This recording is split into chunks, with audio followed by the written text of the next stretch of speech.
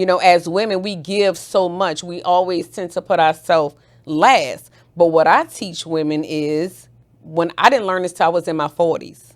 And I teach my daughters this now. It's like, put yourself first, and then you can be a better mother, a better sister, a better spouse to whomever.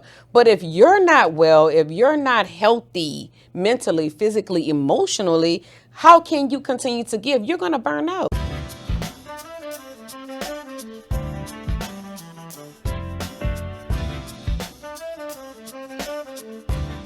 Hello and welcome to another episode of Legacy Discussions, where we leave legacies and not liabilities.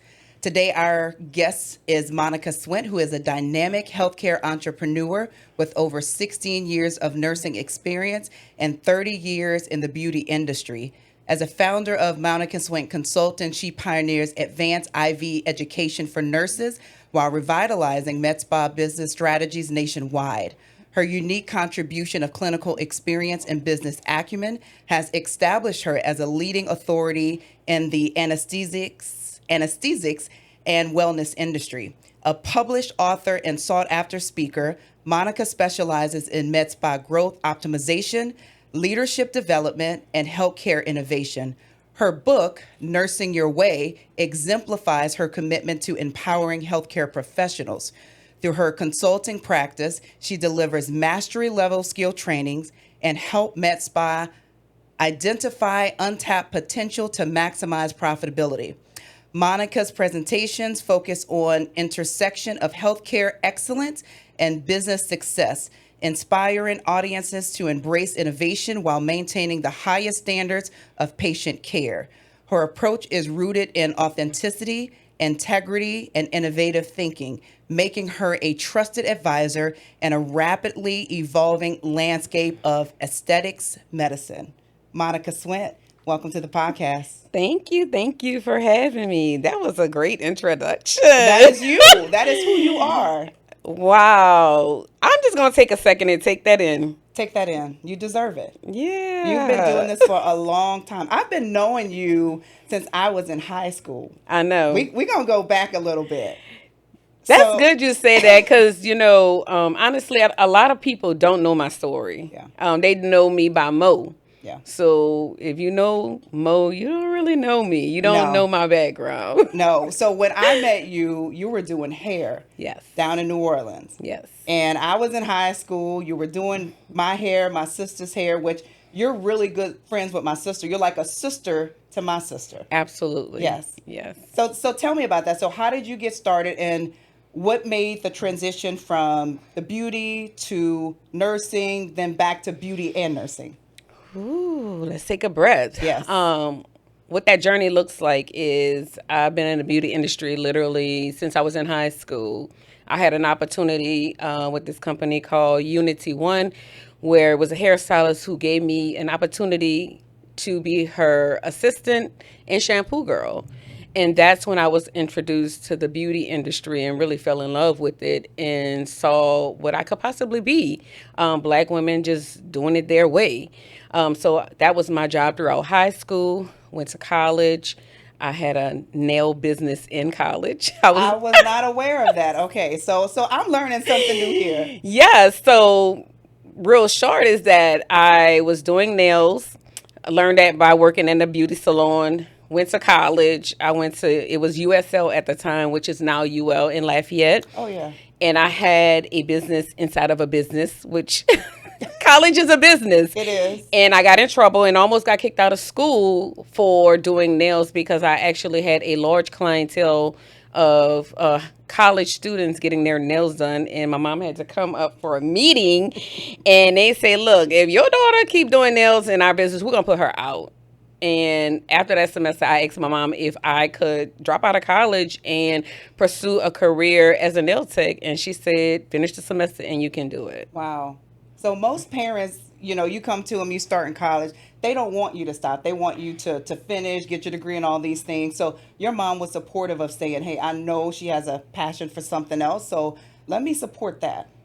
Yes, and we can go back even a little further. When I was in primary school, my mom used to comb my hair, and I would go to school, and I'll change the way she combed my hair.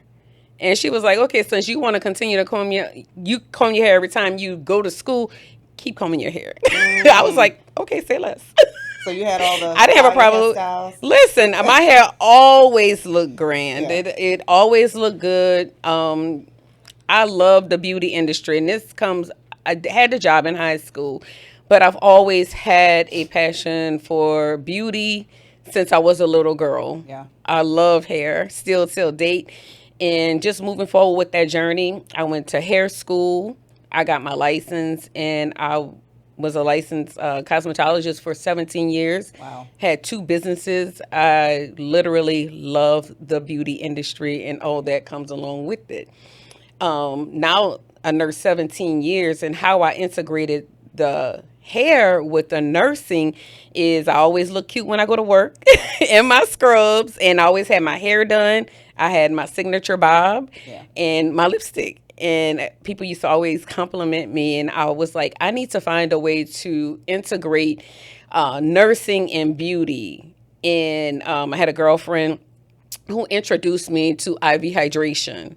Wasn't feeling my best. She gave me a treatment, fell in love with vitamin therapy, and that was the avenue to integrate beauty and health. Okay. And it just kind of came together. I had the IV hydration business flow with Mo. I remember. I know. I remember. I was getting those IV hydrations, baby, and we were getting you coming to the house. Yes. Like white Yes. glove service, getting Yes. IV hydrations while I'm still working on my computer getting an IV hydration. Absolutely. Yeah. I fell in love with IV hydration. I still love IV hydration. Me, myself, I've been getting the service over 12 years now. It's been over 12 years. Fell in love with it. It just promoted my quality of life, more health wise. I just always feel good when I get the services done. I stay hydrated. Mental clarity. I stay sharp. Just incorporating it in my life has changed my life. Yeah. And the quality of my life. I think for me, when getting the IV hydration, and I do want to take it back to you doing hair because we gonna slow walk. This. We gotta unpack some things. I know it's So, a lot. It's so much to unpack. I've already found out about the nail business that I was not aware of. So entrepreneur just been in your blood. So Yes. for me, just talking about the IV hydration, like for me, it was the rest that I got. Like normally once I get that IV hydration, I slept like a baby and woke up the next day like fully recharged. But going back to you doing hair, now you had your own shop, Yes. right? Yes. And you had children at this time, right? Yes, So I- how did you balance being an entrepreneur doing hair? Because we know, ladies, we can be in the salon for a minute, and there's women that always want to get their hair done. So you can have clients all day. So how did that work with you being an entrepreneur, being a mom, and doing all these things? How'd you balance that? How I balanced it is support of my family. My mother and my sister were the two people that I leaned on when I was raising my daughters. So what I would do is I would bring them to school, go to work, but I made the schedule work for me and my family. I didn't let the business control me. I controlled it. Yeah. And how I was going to navigate motherhood and being an entrepreneur. But I had a lot of support from my sister and my mother. On a Saturday, I had the playpen in a beauty salon. My clients used to change my kids' diaper. Wow. Because they wanted their hair done. Yeah.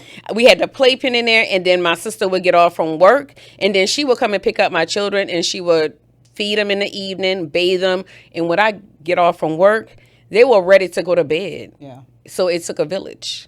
So thank God for sisters, right? Now your sister's here today. So Yes. thank you so much. Like seriously, when you, and I really appreciate that, and I'm not just saying that because you're here, but when you have that support of the family that understands your purpose, your vision, and what you're supposed to do, because I'm sure for you, just like what you're doing right now, it was bigger than just hair. Absolutely. It was making somebody feel good about themselves, have that confidence that they need to go and do what they need to do in the world. So having that support, let me tell you, I feel that because I do a lot. I'm doing all the things. Yes, yes, yes. And the support of my husband, the support of my mother, my sister, everybody that just jumps in when I need them. And that is just so important. So talk about like how important it is for a woman especially to have that support and trying to be an entrepreneur and bring the family along too, because we're leaving nobody behind. But tell me about how important that is to you by having that support, even to this day when your children are grown women.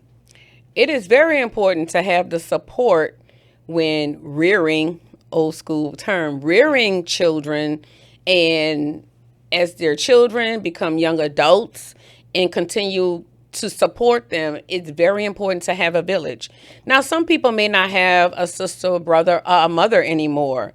But what I found in navigating entrepreneurship as my children have gotten grown is building relationships with like minded people, Yeah.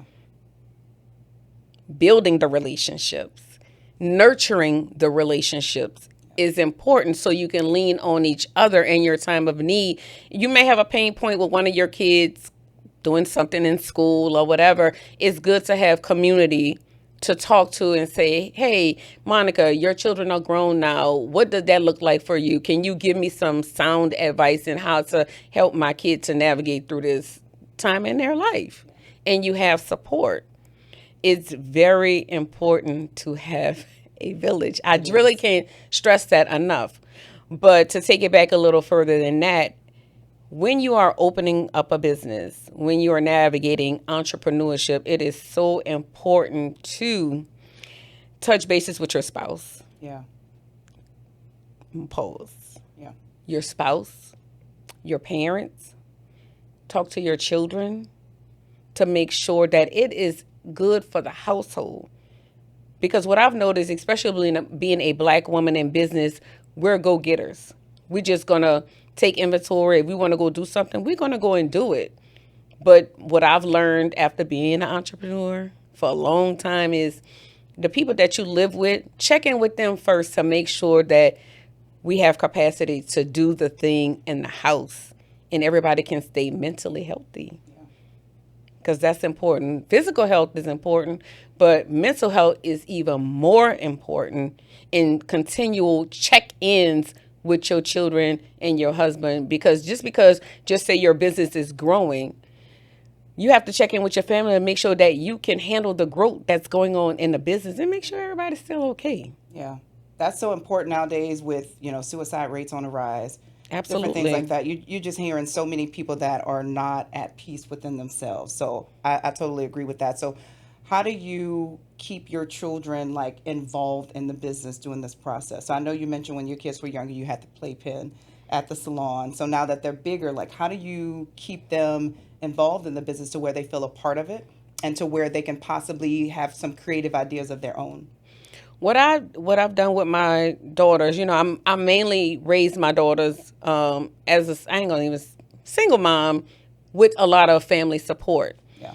But I was always transparent when my children were growing up to let them know the circumstances of the home. I may not have money for X, Y, and Z. A lot of people hide it from their children. I let them know what's going on in the house so they can understand and give me some grace. Yeah. And then when I'm making decisions in my business, I let them see the process and what I'm actually doing so they can understand. So now they're adults and they understand how business work.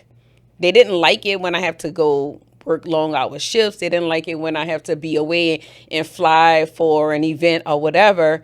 But I always communicate with them to let them know why. Yeah.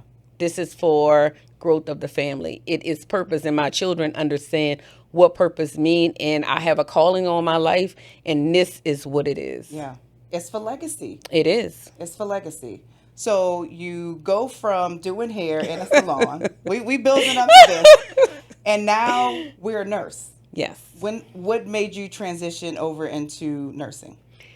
So being a nurse is within me as well. I'm a servant by nature. That's just who I am. I come on my dad's side. I came from a whole line of nurses. I'm fourth generation nurse on my dad's side. It's possible I could be fifth. I'm sorry, I could be fifth, but we're trying to figure that part out. But I know I'm fourth generation nurse. It's just in my blood. And I graduated high school, went straight to college, USL at the time. And that was my major. It was nursing. It was, okay. But at that point, I fell in love with beauty and I left school for nursing. And then later on in my early 30s, I went back to school. In your early 30s. So you don't have to go to college in your 20s. You can still go later on in life and You still be can. successful. You can. Okay. And it takes Just making nothing sure everybody away. heard that. Yeah, it takes nothing away from you. Your journey is your journey. Yeah. And just because you make a pause is not a negative thing. Yeah. It's your journey, it's your pause. And you will revisit it at some time. Yeah. It's just what it is. Being a nurse is just within me. I love being a nurse. I'm non-traditional with that. But I love to serve. I love to see people going from one state of health to optimal health. I really enjoyed it. How long did it take you to get your certification and everything that's needed to become a nurse? Ooh, child. It was a long process? It really wasn't. Okay. Honestly, I was a stellar student. I've always been a great student. A lot of people don't know that. I kind of like hide that. Like I love science. Yeah. And I would say that the process, almost 4 years. Okay. Yeah, but I was going part-time initially, and then I went full-time. So I was running a hair salon while I was in nursing school initially. And being a mother of 2 daughters. Superwoman. But then I had a reality check because once I got into the nursing program itself, I failed my first semester. A lot of people don't know that I failed my first semester. I was devastated. I was depressed. And I was like, I gave up my career, which I had a great career as a hairstylist. And I gave it up to go to nursing school. And I was like, this is what I get at the end. But I realized I wasn't sacrificing what needed to be sacrificed to complete the program. Yeah. Because when I went into the program, I had like a 3.8 GPA. And I was like, this light work, I can do this. But the program itself required so much of me. And I had to do things I had never done before. Yeah. And I needed a 77, and I ended with a 76.95. So no close. Roundup. Wow. They did not round. Well, they don't round up in nursing school. Your grade is your grade. Yeah. And I had to repeat, and there was no guarantee that I could get back in. So I had to file an appeal and wait. But with the grace of God, I got in the next semester, and I never looked back. Tell me what those things were. You said there was things you weren't fully sacrificing everything that you needed to. What were those extra things you think you needed to sacrifice in order to make it successful in that program? I had to give up some time in the hair salon, so I thought I could work full-time in the hair salon and go to school full-time. Well, I had to give up time in the hair salon. I actually quit the salon. I walked away. That's your salon? Yes, I walked away from my salon when I failed the program. It was like, I have to give it all I got. I gave up all the extracurricular. I gave up everything except nursing school. I sacrificed it all. Wow. And I had to get up at 3 in the morning when my children were sleeping. When everybody else was sleeping, I was up studying because I had to figure out what worked for me because I was a non-traditional student. I didn't have the luxury of going to school and then go to a coffee shop and study. I had children. I had to pick my children up. So I had to find the time to dedicate to the program. So I would be up at 3 a.m. till it was time to bring the children to school and then go to school, then come take a nap, then go get the kids. Yeah. It's a lot of moving parts, but it worked. That worked for me. I had to figure out how to study because I wasn't retaining the information studying at night. Would you have done anything differently knowing what you know now? Like through that process of, waking up 3 a.m. and all these things, would you have done anything different? No. Yeah. Not with that. No, because that's what needed to be done, and that was my journey. Yeah. So we're a nurse now. And now we're back in the beauty business. Yes. Tell me when was that transition? What year did you start to transition to nursing and beauty? So it was like 2018. Okay. I was already getting IV hydration therapy through a friend who introduced it to me. And I was like, I'm trying to find a way to bring these two worlds together.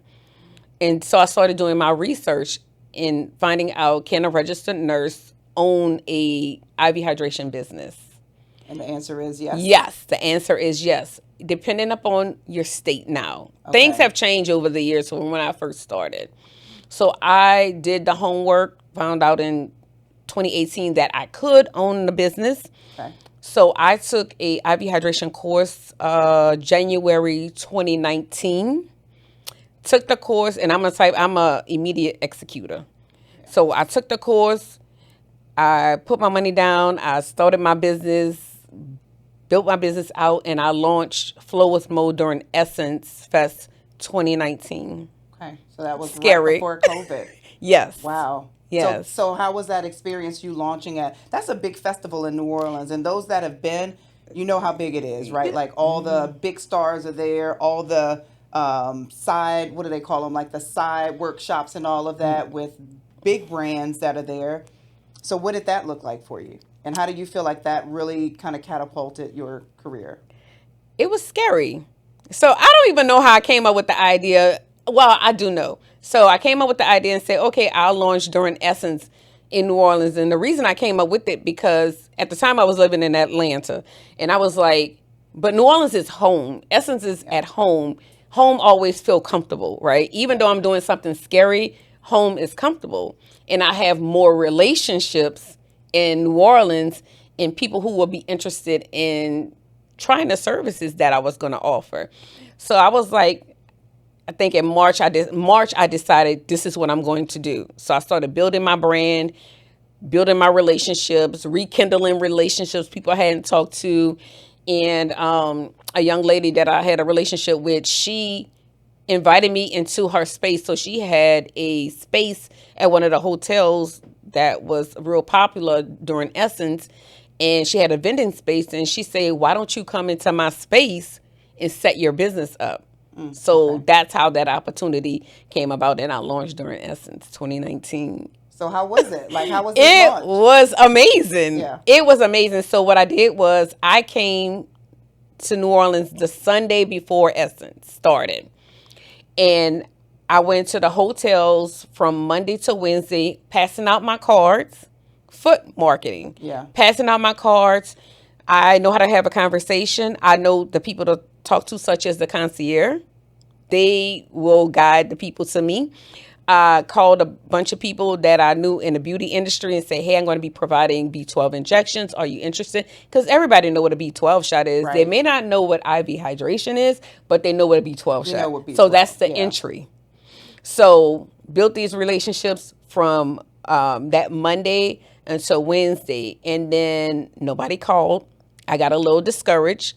On Thursday, my phone was popping. Wow. So the phone call started on Thursday. So I went to people's homes who knew me, connections. The concierge that I dropped some cards off to, he gave some cards out. I did a few calls at the hotel, house calls at the hotel, IV hydration, people who had been drinking, just getting into the city. Oh, yeah. And I worked at vending. The young lady who invited me, I worked her vending station the weekend. So my initial investment in my business was $5,000 Okay. total, just to get started, groundwork. All of your products, everything, advertisement. just the whole business setup. Yeah. $5,000. From Thursday to Monday, the following Monday when I left, I made $6,500. So I made my money back with profit. But I worked. Not even a full week. No. Wow. But that Thursday until that Monday when I left, I worked. Yeah. Nonstop. I was getting late calls. My cousin had a party at her house. She invited me. I did everybody at her house. So I made the money back from the initial investment. And you were With doing profit. this by yourself? You didn't By have an myself. assistant? No. Nobody? It was me. Wow. I was working it. So then did you become a believer then? Like, okay, I got something here. I always believed. Yeah. Because this is what's important that people need to know when you are launching. I don't care what kind of business it is. You have to believe in it yourself before you can sell a thing to somebody else. Yeah. So I understood what IV hydration brought to me and my family and my friends who trusted me to provide a service to them. So it was easy to sell because I already bought into what I was selling. Yeah. So you got to buy in before you can sell anything. Wow. I agree with that because people feel that. Like they feel They that do. energy. If you don't believe in what you're doing or your product, people can read that and they don't want it. Because Yeah. if you don't believe it, like you said, nobody else would believe it either. So, okay. So we go to Essence. We launch, which was, I don't know how you came up with that idea to launch at Essence, but I know. what a way to launch your business, right? I And so know. you launch at one of the biggest festivals in New Orleans, but not only in New Orleans, In I the would say in the country. South and the Yeah. country. Yeah. And first time, people never heard of you before. You're passing out doing old school marketing, Yeah. hitting the streets, going to the right people, using your resources, leveraging the people that you know, and you make more in that less than week, less than 7 days, more than what you invested. Absolutely. Invested 5. Yes. You had a return of 65, a net of $1,500. Yep. Wow. I couldn't believe it. And I didn't realize how much money I made until I got home. Yeah. Because I drove to New Orleans and then I drove back home. But I was on such a high, Yeah. and I didn't even realize what I actually did until I got back home and just kind of like took it all in and was like, Yeah. I really did it. Yeah. So then what was next? We doing another festival or what happened after that? So what I started doing is I started getting invitations to pop-up shops, Okay. Events. I did an event at AT&T. I had a relationship as somebody who worked in PR at AT&T, and I did a wellness fair for them. So I did that. They paid me. It was a contract. They paid me upfront to do a certain number of IV hydration. So it didn't matter if they got it or not. I still got paid for it. Wow. And then I started posting on social media, and people would see me and they would see, oh, she did this one and that one.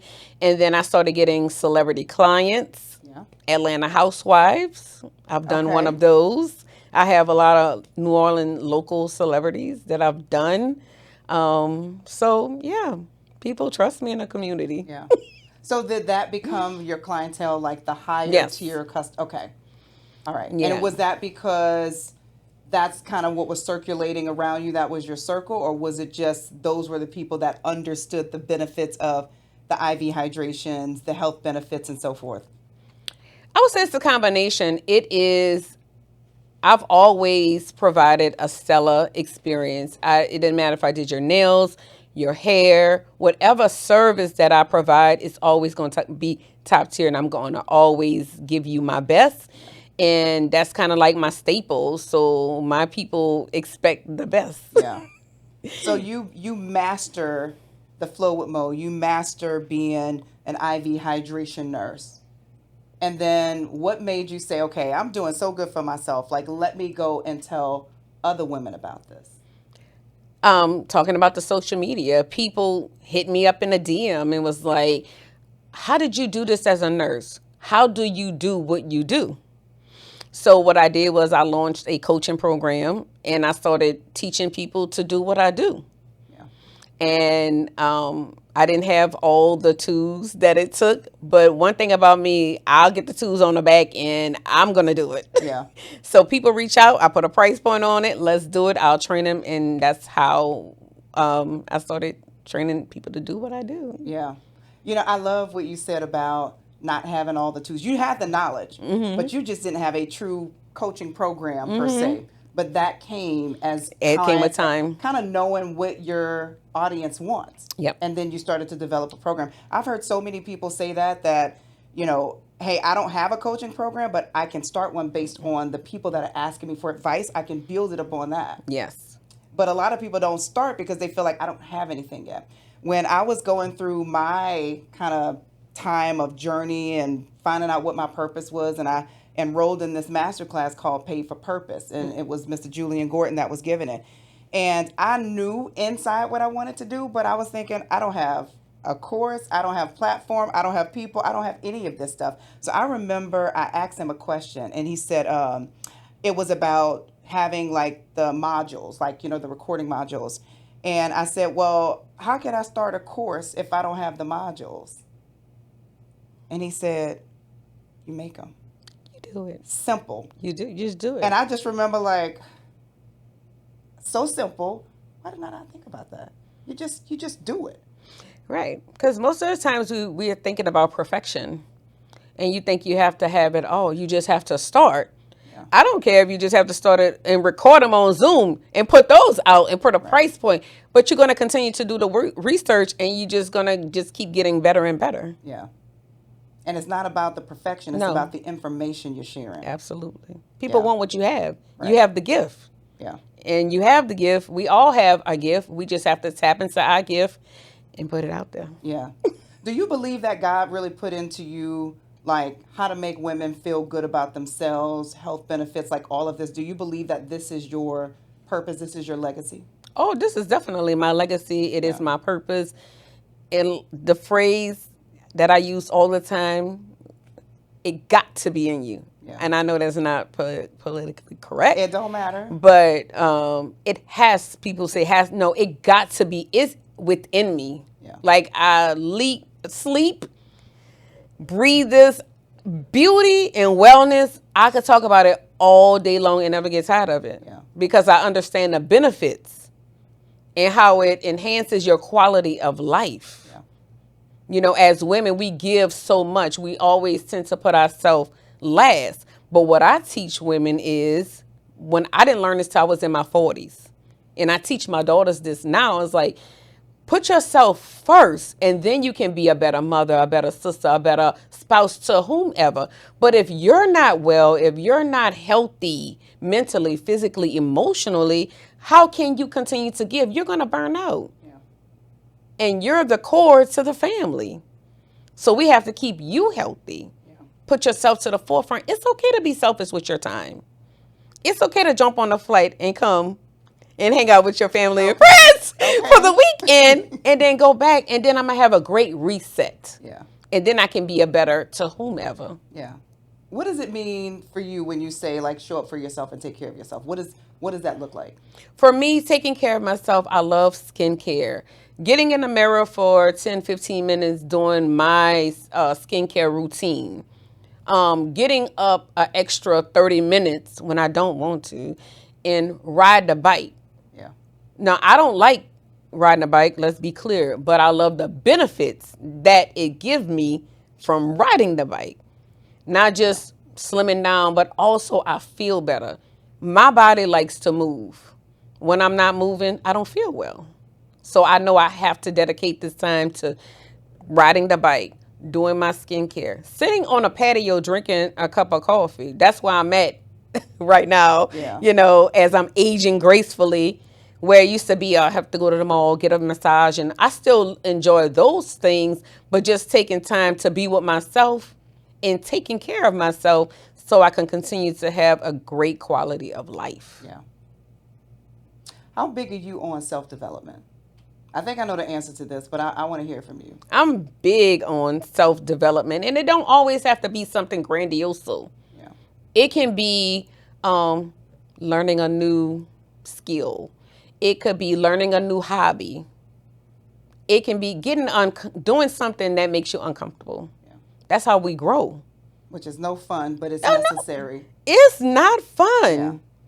You know, I'm actually in a growth season where God is having me to be still in certain parts of my life where I'm used to shaking and moving. Anybody know me? I'm always moving, but He's having me to be still. And I don't like it. Yeah. And it's uncomfortable. But I'm going to be obedient. I love that. So when it comes to investing in yourself, how do you invest in yourself? I'm putting it all on the table. Everything. I'm putting it all on the table. Emptying out the bank I'm account. emptying out the bank account. Because you believe in this that much. Yes. Yeah. I believe in me. I believe in me, and I believe in the gifts that God has given me. And I believe that He's going to put me in certain rooms with people that have what I need so His purpose can be fulfilled through me. Yeah. I believe in that. I'm And the I'm same putting way. it, I will empty the bank account. And most people look, no, I'm going to communicate with my household. And most of the time, my husband going to be like, go for what you know. I'm putting it all on me. Yeah. because you know that you're gonna work it out. You're gonna figure it out. I'm like that too. Like there's sometimes I'm like, okay, Taisha, we could have waited on that. But when I'm ready to jump, or when I feel like God is telling me to do something, like it takes a army to stop me. Like I'm going for it because I believe in it just that much. And to your point, I definitely have faith in God. I know that if He told me to do it, I know I'm gonna be okay. But all He got to do is say it. I'm jumping head first, Yeah. and I ain't asking no questions. And sometimes I try to slow myself down, and I think my husband's a good balance. Because Yeah. he'll be that, okay, we can do it, but just slow down a little bit. Because I will just jump and think about it later. But I know I'm going to figure it out. Even if I fail, That's what I I'm was going gonna to say. figure it out and I'm going to revamp myself. And I think sometimes in life people are so afraid to fail. And failing is not fun. Believe me, that is the worst part of the process. But you have to fail to know I'm not going to do that again. It's no different than a kid touching something they shouldn't, that they're not supposed to. They got Absolutely. to understand that if you touch that, this is going to happen. Don't do that again. Yes. And that's the same in business. Sometimes you try things and you make a bad investment and you say, well, I ain't doing that no more. Listen, it comes with the territory. It's Yeah. not gonna always be great. But what I say is I don't look at it now. In the beginning I looked at it as God, I took such a loss on X, Y, or Z. But now I look at it, it's a lesson that I'm gonna learn. Like you said, I'm not gonna do that again. I lost to a big investment maybe like in 2020. But I lost because I didn't do my due diligence in the research of what I was investing in. I didn't have enough information to make the investment. That was a lesson. I'm not doing that no more. I'm going to make sure I do my research before I invest. Yeah. But I will take a L. I'll take Yeah. a L. I will definitely take a lesson Yeah. and I will try again. I'm going to dust myself off and I'm going to try it again and I'm definitely going to pivot. Yeah. Not afraid. So I know, Monica, that you are like a serial entrepreneur, right? You baby, if it's a good investment, you're looking at it and considering it. So is there some investments that may be good, but maybe not aligned with who you are and your values that you just say, I'm just not going, or because it makes money, let me look at it. I used to look at the money with the investment, but as I've grown in my relationship with God and as I've grown as a woman in business, I don't just look at the money. I look at the full picture. I look at, does it align with my core values? Does it align with my purpose? Does it align with where I am going and where God is leading me? That's how I think about it now. Yeah. But I'm still gonna make the investment. I ain't gonna say but. I'll say and I'll make the investment if it aligns. Yeah. So taking that same consideration into clients that want to work with you. Do you work with anybody who says, I need a mentor, I want to get in the IV hydration business, I want to work with you? You don't. I do not. So I don't work with the newbies anymore. So if you are new to IV hydration business and you're trying to get started, I am not your person. Tell me why. I had to learn that I've outgrown to provide that service to the community. I don't have the patience for people who's not willing to execute. I like executors, I like movers and shakers. And I learned that through coaching other people. I would get frustrated and I'm like, why am I so frustrated? Because if you don't make the necessary move and you're complaining, that doesn't really work for my business model. So who my business is for is the person who's established in a man's spot. They've made the initial investments. They understand how business work, and now they want to grow. Yeah. And or want to scale. I'm your person. Okay. I can come in and do that because you understand what business look like on a day-to-day basis. You understand and that you have to invest to make money. I don't want to go back and forth with an initial investment. I want to send you the invoice and I want you to sign a contract and say you are willing to do the work for the return. Yeah. Because for me, it's not just about the money. I want to see the work so I can pass on and say, see, that my blueprint actually works. Yes. It works. Yeah. To your point, I think also by having the success, sometimes you get clients and you know they don't do anything. They want the success, but they're not willing to do the work for the success. So that actually skews your performance It does. on how many people that you can actually help and say that you've helped. If you're working with 100 people and 99 of them aren't doing anything, that looks terrible on an entrepreneur, because Right. it makes it look like your business isn't working. So you do have to be selective when you're working with that client. Are you willing? That's one of the questions I ask my clients. Are you willing to do the work? Yep, that's required. If you were not willing to do the work, I'm not your girl. I'm not your Because girl. I'm not going to do it for you. I'm not helping you by doing it for you. No, I ma'am. encourage you to do it. I'm going to show you how to do it, because if I can show you how to do it and you learn how to do it, you can help somebody else. That's when Absolutely. you start to make an impact. Yep, I agree. So what is impact? Like, why do you want to make an impact? Like, why is that important to you, to these women, to help them to scale? Because yes, you get an invoice, you get paid for your services, but what does that do for you, and why do you want to spend the time doing that? I want to spend the time because one, it's just within me. It's just who I am. I'm a giver. And what I want a lot of Africans, most of my clients are African American. Let's just be real. That's my clientele. And what they don't really realize, they don't understand their potential. And most of my clients are medical professionals. They're nurse practitioners, physicians, nurses, and they know how to do a skill. A lot of them don't really understand business, and they don't understand the power that they hold with the degree that they have. And I show them how they can maximize or optimize their business instead of being mediocre. We operate in excellence, and let me show you how far you can actually go if you desire. Everybody don't desire to scale. Right. Some people just want to grow, because scale comes with a sacrifice as well. It does. And you have to be ready for it. And some people think they're ready, and when you get in it, they be like, I didn't know it was going to be all of this. I was like, I try to give you as much information as I can without overwhelming you, to let you understand that scaling sound cute. It's not just a financial gain on your behalf, but it's a lot of sacrifice that you have to give up, time with your family, friends. It comes with the territory. Yeah. So and you may have to spend for employees, right? You may need to start adding to your team. You got to build your bench. Yeah. Yeah. So what's next for Monica Swint? That's a great question. Like I said, we're in a growing season.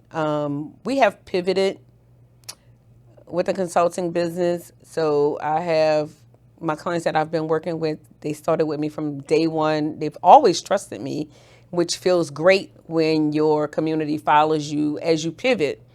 And the next pivot, I don't know, I'm just open to what God wants me to do, and I want to stay aligned with purpose. And what he has been doing is he's been having me use my voice more, that it feels uncomfortable, yet I'm being obedient. Yeah. He wants me to tell my story. He wants me to show people that they can do what I am doing or greater. Yeah. So, and I love that, because sometimes you're in a season where you don't really know what God has for you, but you're there, you're listening, you're being obedient, and I'm sure you're doing other things in the meantime. Yes. So how long do you plan on waiting before you either hear from God or before that next opportunity comes? Because sometimes, we wait on God, but it's sometimes like, God, you taking a little too long. I'm going to go and do something different. So what I've said is I've been practicing telling myself, don't get weary while waiting. I know. So I have to tell myself that, because God is in control. And as many pivots in entrepreneurship journey, entrepreneur experiences that I have had, this is the first time that I don't know. Like you said, I'm still moving and shaking and working with my clients and doing things, but I've always done things on a grand scale. Yeah. And this is the first time that I have to just wait. And I have to tell myself, don't get weary while waiting. But what he does is, on this journey as I'm waiting, he's giving me little nuggets to let me know that I am doing what I'm supposed to do. Yeah. I am getting opportunities to speak and tell my story and to pour into people while I'm waiting. And I tell people all the time, I say, I don't ask for it. God just, he sent it to me, and he gets tired of me. Sometimes I'll be like, Lord, what we? I'll be walking around the house. What is we doing? Yeah. And he's like, girl, let me give you a nugget so you can close your mouth Yeah. and understand that your waiting is not in vain. And do not get weary while waiting. Continue to wait on me and stay aligned with what your purpose is. Don't look to the left. Don't look to the right. Look and understand that this is your journey, and a purpose has to be fulfilled through you. And you just have to be patient. I love that for you. I love that. You for love you. that for me? I mean, it's hard. It's It hard is. for me, and I'm just gonna be honest. It's hard It is. Yeah. because I'm a shaker. I Well, like to know. move. I know. That's why I'm saying. That's why I asked the question, because I know Monica. You know, you'll sit for a little while, but then it's like we got to do something. So I love the spiritual growth in you to say, I'm gonna wait. I'm not moving because I'm not missing the opportunity. I'm not missing this season. Yeah. I love that. And then you use the scripture, and I don't know exactly what book it's in, but be not weary in well doing, for you shall reap if you faint not. That's just saying, just wait for me. And I love that God is dropping you nuggets to say, look, don't go do that crazy. He don't. I promise God, he will give me like somebody will call me out the blue. It's like, oh, I need you to work on this project for me real quick, and it'd be a blessing, a financial blessing, and I'd be like, all right, I guess I'm doing the right thing. He was like, girl, close your mouth and do the work. Yes. And what I do understand is all my sayings be sounding so cliche, but they're just true. Yeah. You know, just do the work and it will work. Yeah. And it means whatever it is for you. And with the social media and all the things, we get sidetracked and be like, you know, should I be doing what she's doing or he's doing? No, stay true to what you're supposed to do. Oh. Can you talk about that for a little bit, like authenticity? Because, you know, look, I hear your New Orleans accent. You don't hide that. No. Right? And it's so important just to be yourself. And guess what? The people that love you, they love you. The people that don't, then they're not for you. And that's okay. And that's that on that. No love lost. That's okay.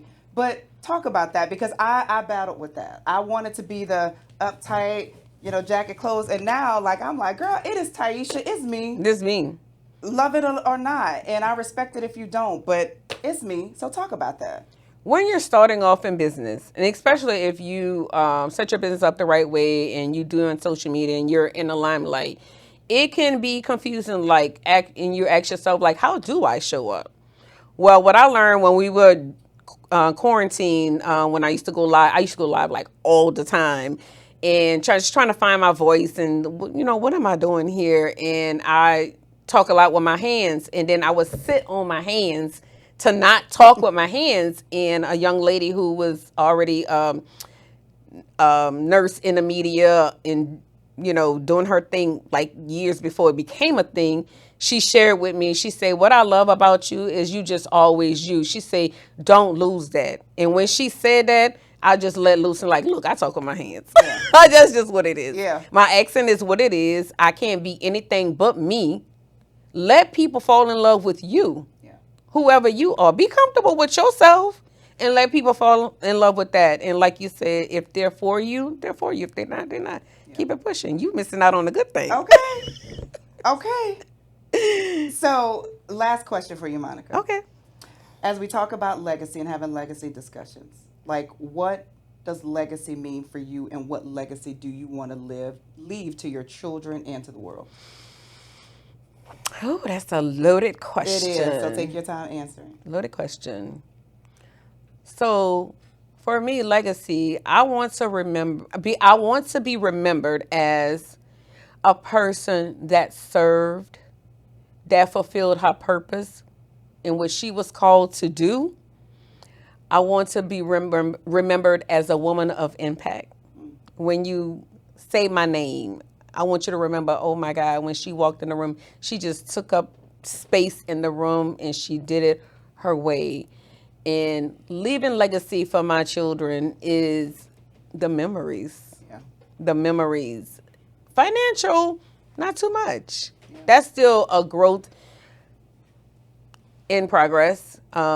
Talking about legacy and leaving legacy for children from a financial standpoint, but I have embedded legacy within my children already through the way that I live my life. Yeah. And what does that look like for you leaving that to the world? Like, what do you want the world to know about Monica Swint? I want the world to know that that woman was a woman of impact, and she served until she died. Yeah.